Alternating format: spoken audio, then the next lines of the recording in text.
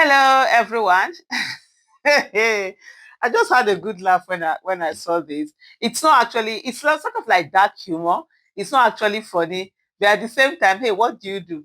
For me, the last few days have really been heavy on my mind because of the things happening in Nigeria with the killings, with all of those things. And there's a certain sense of helplessness that you feel when you see all of these atrocities being done, and more or less, it's more definite than not that the criminals are going to get away with it. Nobody is going to really be, looking for them and arresting them. In other climes where things work, when you have crime happening, the first thing you know is that it's only a matter of time they will get these people. That even if it's like 20 years, 30 years, you're still hopeful that something is being done. But in Nigeria, it's not the case. It's always the case that nobody even cares enough to check. Nobody even have the resources. The police are not even trained enough to go to check all of these things and go after this. So when I saw this, I just laughed, even though it's not a laugh thing.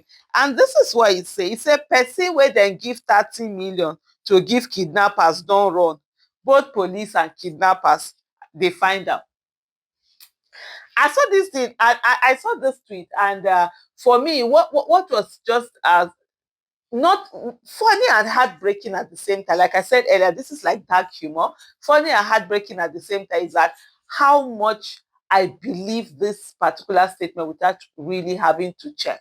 That's how Nigeria has conditioned us. These are certain things that you find very outrageous. You be like, something like this cannot happen.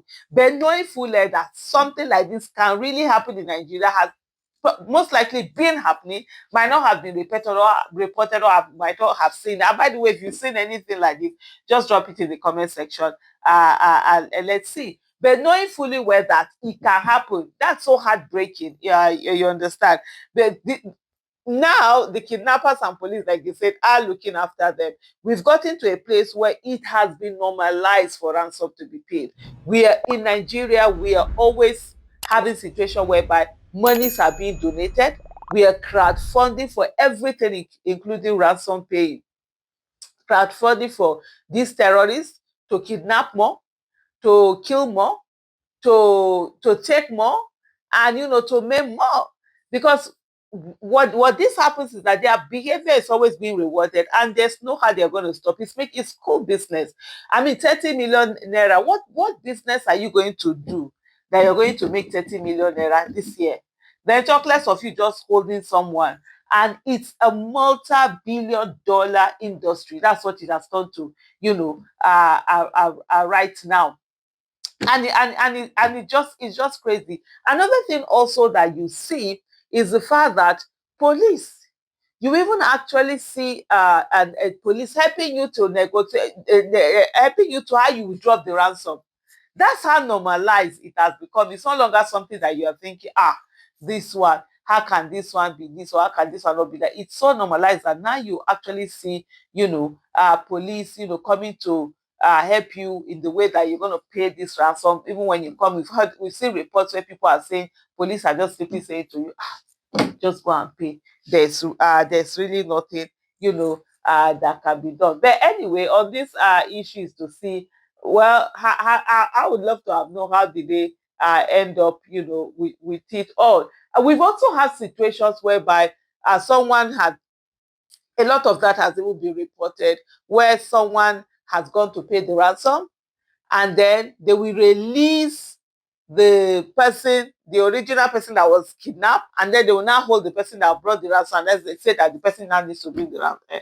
They now need to bring ransom for that particular person. The way this criminals, terrorists, I would say kidnappers, are getting away with a lot of things is really unbelievable. And the fact that as a nation, we are better off just trying to, okay, let me pay, let's pay for our family, let's pay for this, let's pay for that. It's really sickening. It's really sickening. And we need to get to a place where, as a nation, we are aghast at things like this happening. We are angry that things like this are happening, and ensuring that in everything that we do, that we put a stop to it. And for us to be able to do that, we need to have a revamped security agencies. We need to have a revamp security agencies. Our security agents should be the ones that have gone through the right kind of training that is needed for them to be able to tackle all of these things happening. Right now, we don't have that. You're talking about from DSS, SSS, police, whatever it is. There's a lot of uh, nepotism. There's a lot of people being hired who do not have the qualification or even the passion or the zeal for the job. You have people who are very passionate to do this thing, but unfortunately, they don't get in because first, they don't know anybody, they don't have the right connection, they don't know who is who. You're seeing people being sent in to come all the way to Abuja to the National Assembly for them to get signature of their senators or House of Rep member or whatever, for them to get certain these jobs and all of that. You see people traveling all the way. How is this? How is this even the right thing, to do? And how do we expect to get the best people that are going to be in this job? But anyway, as much as this is, it's actually it just speaks to how rotten things are in Nigeria. There's this saying where they say, if they explain Nigeria to you and you understood what they explained to you, then that means that whoever it is that explained that Nigeria to you did not explain it very well. Because there's no how that Nigeria makes sense.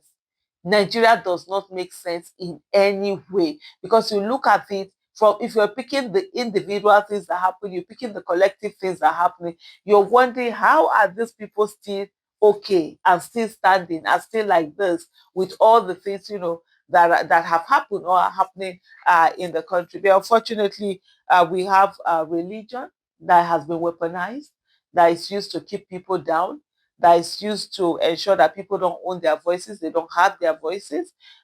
These are things, that constantly hold us back. And at the end of the day, citizens are also not able to make, demands and all of that. What we're talking about demands is also to look at it from the point of view that most people in their houses, they've never had a voice.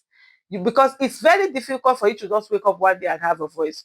You either had a voice that was nurtured, or you had a voice that you had to insist upon, growing up. And I always say to people, the first set of dictators that many Nigerians came across were actually their parents. So they were never allowed to speak, they were never allowed to challenge, they were never allowed to differ, to have dissenting opinions. They just had to do yes sir, yes ma.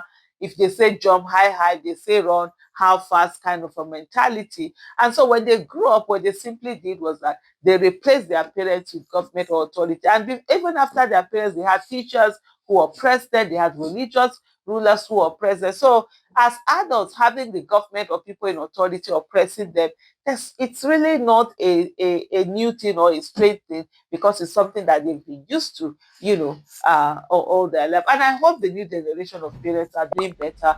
Allow your children have dissenting opinions, allow them to be able to challenge you. It's not that they will insult you or this thing, but when they challenge, explain to them, treat them like human beings who are supposed to reason, and give them the facts. And if, for example, your child decide they're going to behave still badly, let them face the consequences, of their behavior. You say to a child, you have a toy, don't use this toy, it will break. The child doesn't hear, it breaks. Fine. The consequences will be that you will be without that toy. It's not as if you're going to replace it, or you feel that, oh, they must, obey as soon as you say. But anyway, Sha, that was one.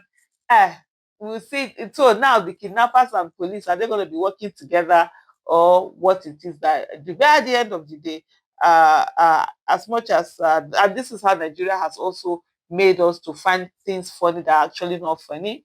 I hope the victims get to be rescued, back home, and also the kidnappers get to face the wrath of the law. Thank you so much for watching.